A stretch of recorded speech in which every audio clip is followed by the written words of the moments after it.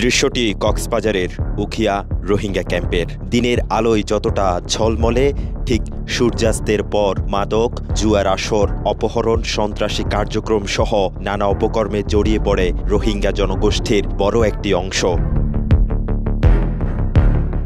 তথ্য আছে, রোহিঙ্গা ক্যাম্পগুলো থেকে মাদকের বড় চালান চলে যায় দেশের বিভিন্ন অঞ্চলে। বিশেষ করে প্রতি রাতে এখান থেকে ইয়াবার বড় চালান যায় কক্সবাজার হয়ে দেশের বিভিন্ন প্রান্তে। কিভাবে এসব মাদক দেশে প্রবেশ করে সেটি জানা দরকার।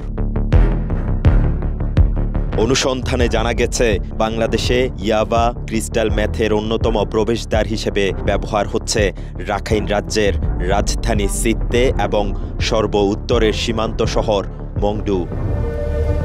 মায়ু পর্বতমালা এবং নাফ নদী অতিক্রম করে টেকনাফ, উখিয়া, নাইক্ষ্যংছড়ি সহ সাগর পথে ইয়াবা বাংলাদেশে প্রবেশের পর একটি বড় চালান চলে যায় রোহিঙ্গা শরণার্থী ক্যাম্পে। মাদক কারবারিদের সাথে জড়িতদের বড় একটি অংশ রোহিঙ্গা জনগোষ্ঠী। তারা বিভিন্নভাবে সীমান্ত থেকে ক্যাম্পে মাদক নিয়ে আসে এবং এই ক্যাম্প থেকে বিভিন্নভাবে তারা সাপ্লাই দিয়ে থাকে। রোহিঙ্গা ক্যাম্পের যে বর্জ্যগুলো স্থানীয়দের এখানে আসে, সেখানে কিন্তু অধিক ফসল নষ্ট হয়ে গেছে। রোহিঙ্গা ক্যাম্পের প্রত্যেকটি শিবিরে মাদকের আধিপত্য বিস্তার করে এক একজন গডফাদার। এর মধ্যে ক্যাম্প একের নিয়ন্ত্রণ করে ইয়াবা গডফাদার খ্যাত সোনা মিয়া। টানা সপ্তমবারের মতো বেস্ট টিস্যু পেপার ব্র্যান্ড হিসেবে স্বীকৃতি পেয়েছে বসুন্ধরা টিস্যু। কুতুপালং রেজিস্টার ক্যাম্পের নিয়ন্ত্রণে রয়েছে ইয়াবা আলমের হাতে। তাকে সব ধরনের শেল্টার দেয় নুরু নামের আরেক গডফাদার। এছাড়া ক্যাম্প 2 ওয়েস্টের মাদক কারবারে নিয়ন্ত্রণ করে জুবায়ের। আধিপত্য বিস্তারে প্রকাশ্যে তার দলবল নিয়ে ক্যাম্পগুলোতে অস্ত্রমহড়া দিয়ে থাকে। এদের কাছে পুলিশও এক প্রকার অসহায়।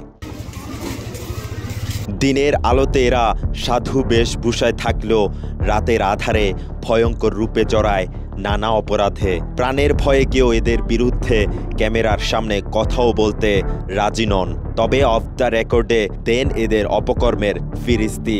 রোহিঙ্গা ক্যাম্প যেন অপরাধের সাম্রাজ্যে পরিণত হয়েছে।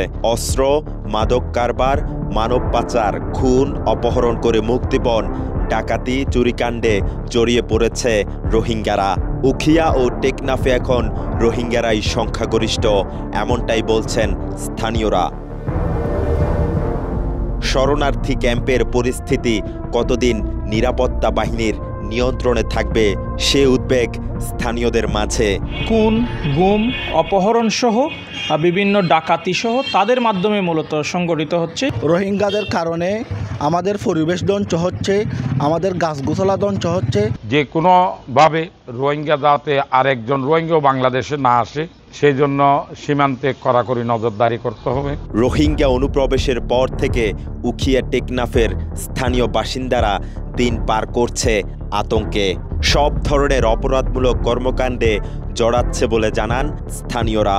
এলাকায় ছিনতাই, চুরি, রাহাজানি, খুন খারাপি থেকে শুরু করে এমন কিছু করে নাই তারা করে না। গরু টরু ফালে নিবে, এমন ফালে নিবে, কে জায়গা নেই, জায়গার অভাব দেখবো দিয়ে মার্কেটে দিয়ে। চুরি, অপহরণ আর মাদক পাচার সহ নানা অপকর্মে জড়িয়ে পড়েছে রোহিঙ্গা জনগোষ্ঠীর বিশাল একটি অংশ।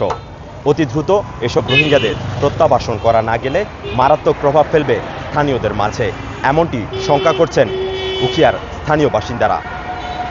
উখিয়ার কুতুপালং থেকে মেহরাজ হোসেন, কালের কণ্ঠ।